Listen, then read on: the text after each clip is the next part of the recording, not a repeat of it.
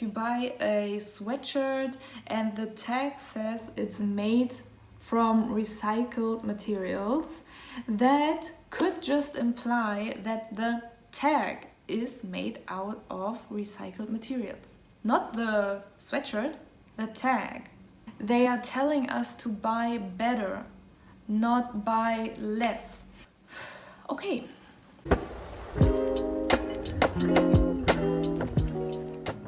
Hey, what's up? My name is Jill, and today I want to talk about the fast fashion industry and about factory farming.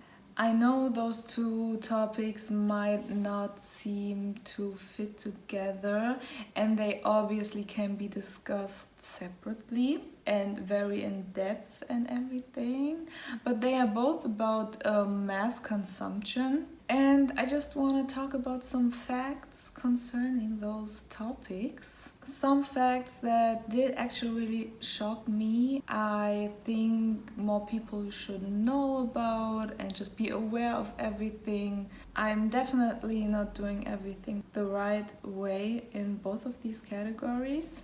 I could definitely do a lot better, and I want to do better.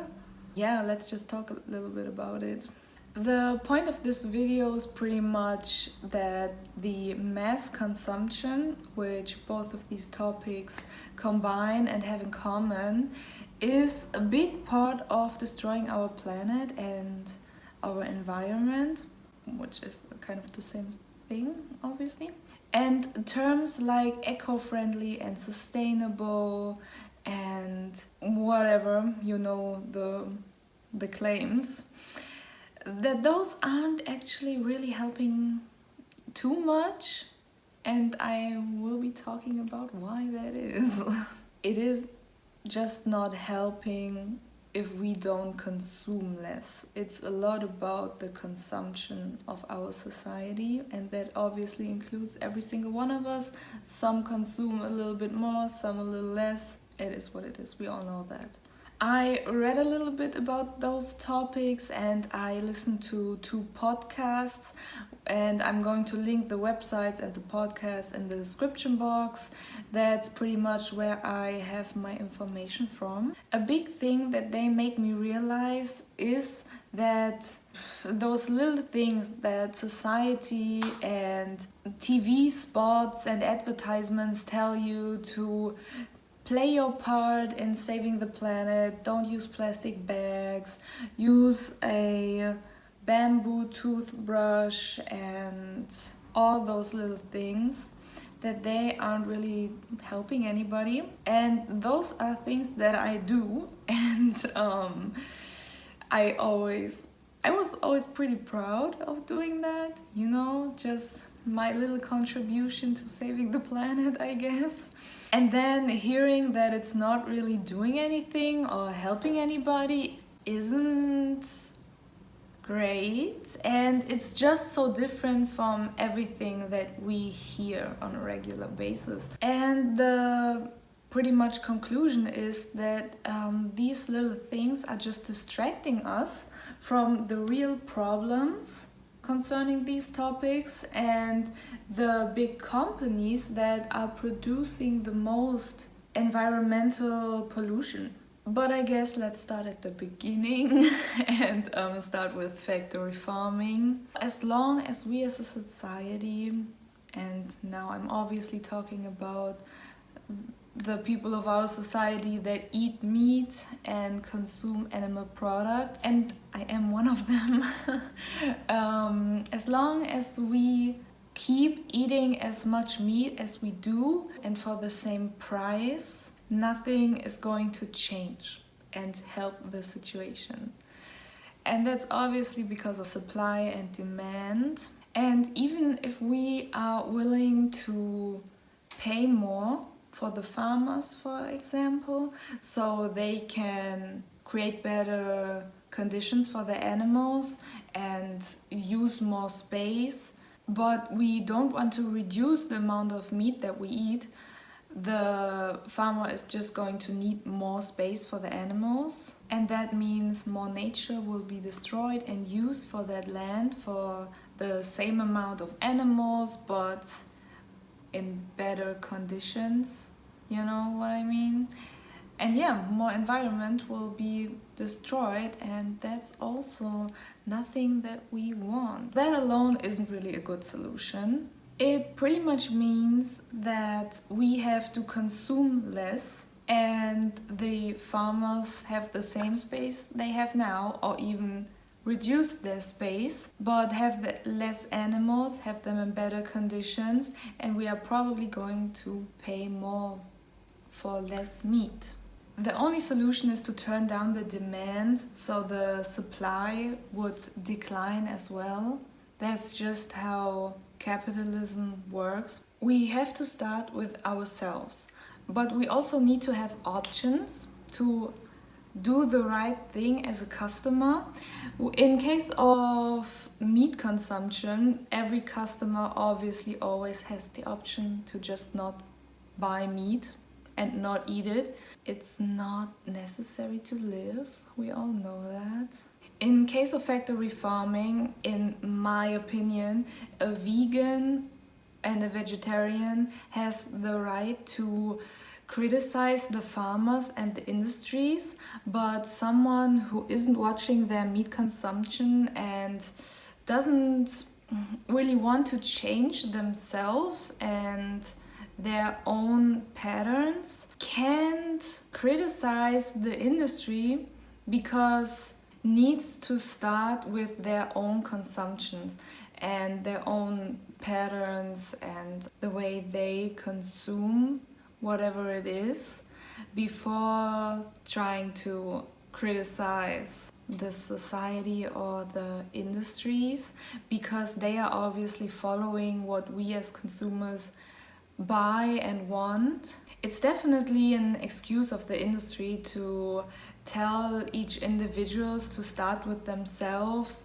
and work on yourself, because the industry needs to change as well, obviously. And big companies are able to make the biggest differences because they create the biggest pollution with their actions. And it's so intertwined and it's so difficult we can't really point fingers, because we have to change our consumption and the industry has to change their patterns. But we as individuals have to realize that as long as we are buying meat for those cheap prices and aren't willing to pay more, and we want this big piece of meat 3 times a week, the industry won't change and it won't be possible to fight factory farming.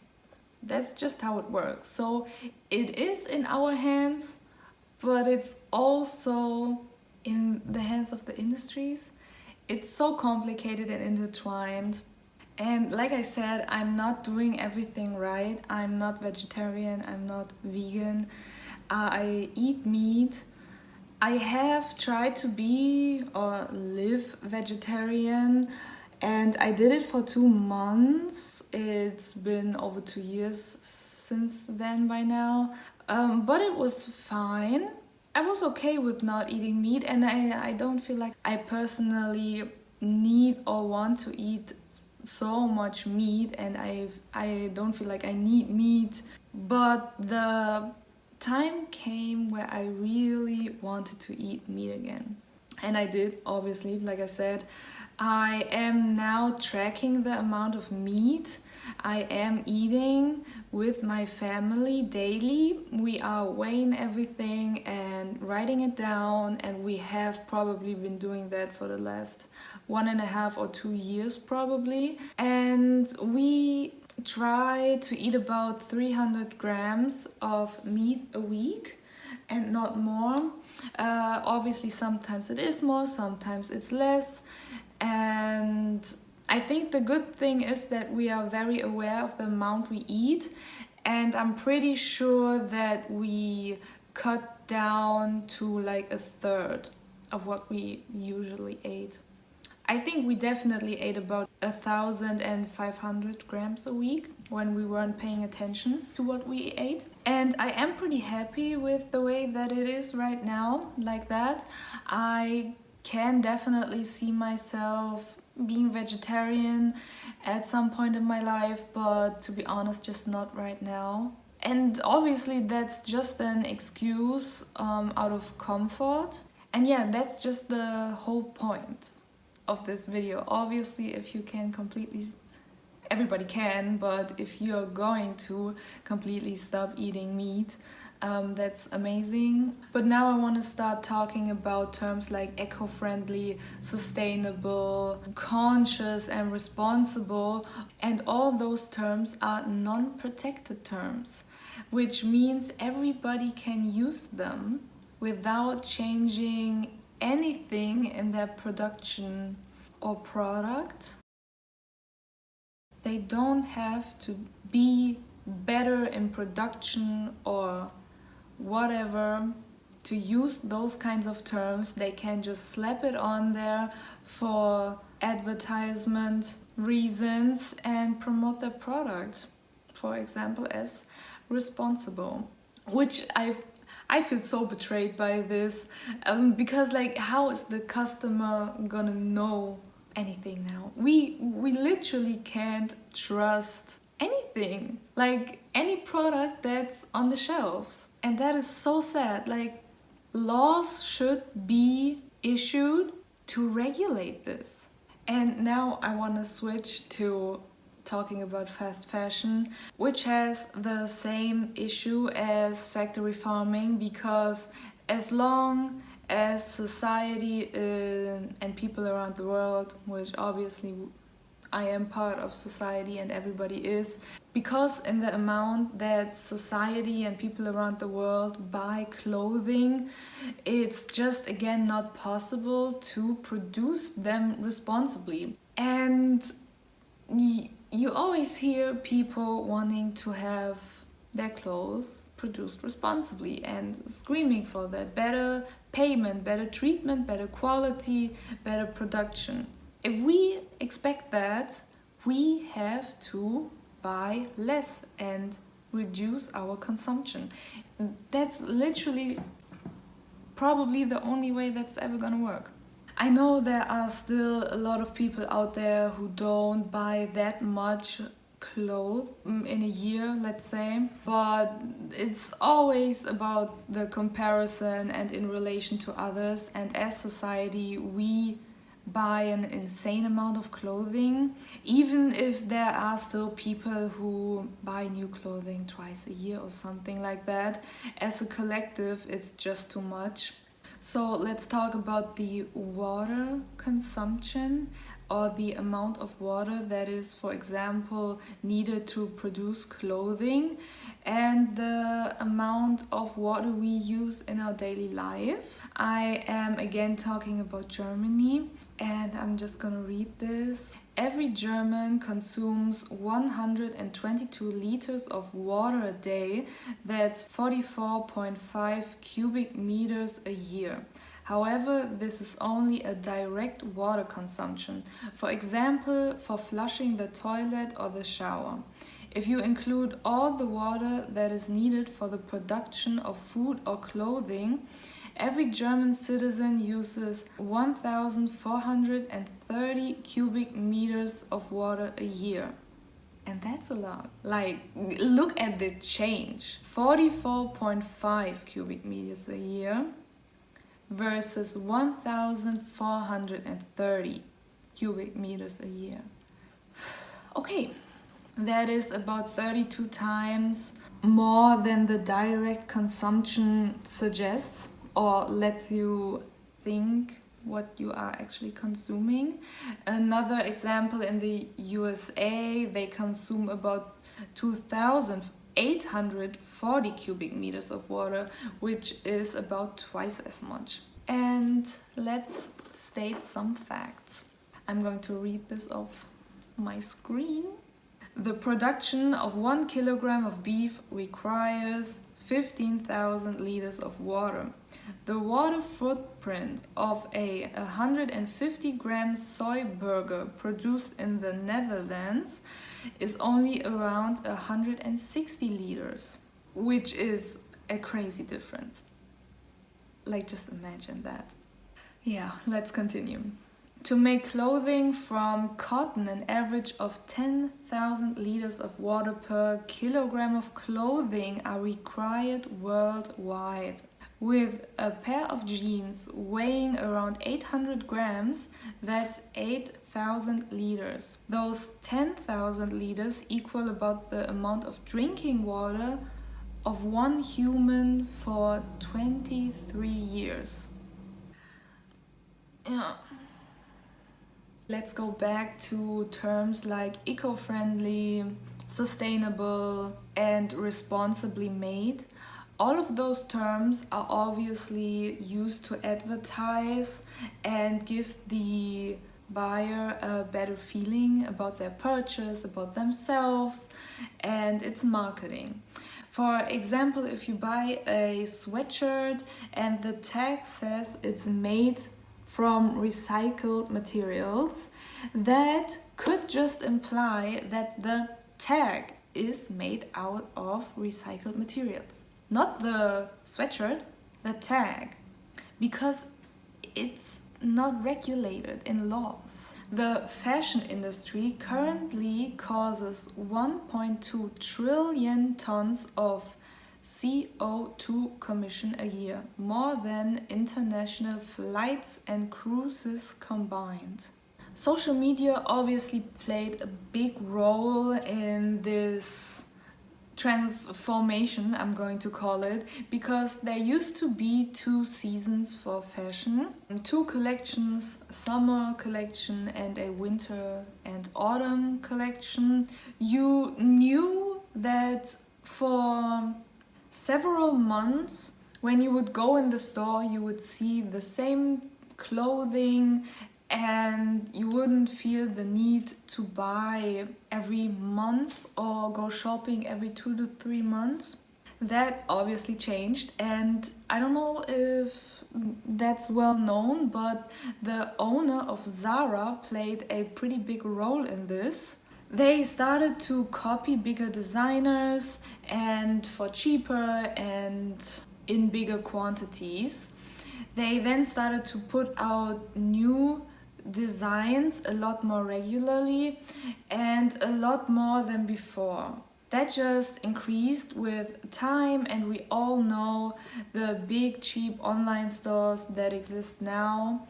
But I just want to mention that the bigger designers and the luxurious designers aren't necessarily better, and we probably all know that. I just want to say that very clearly once. And because we as humans are a little superficial, and because of social media, everybody wants to have the clothing that they see online, and they want to buy new clothing pretty often because there's a new trend every couple of days probably. I can't say I noticed that, but there are new styles always thrown out almost daily.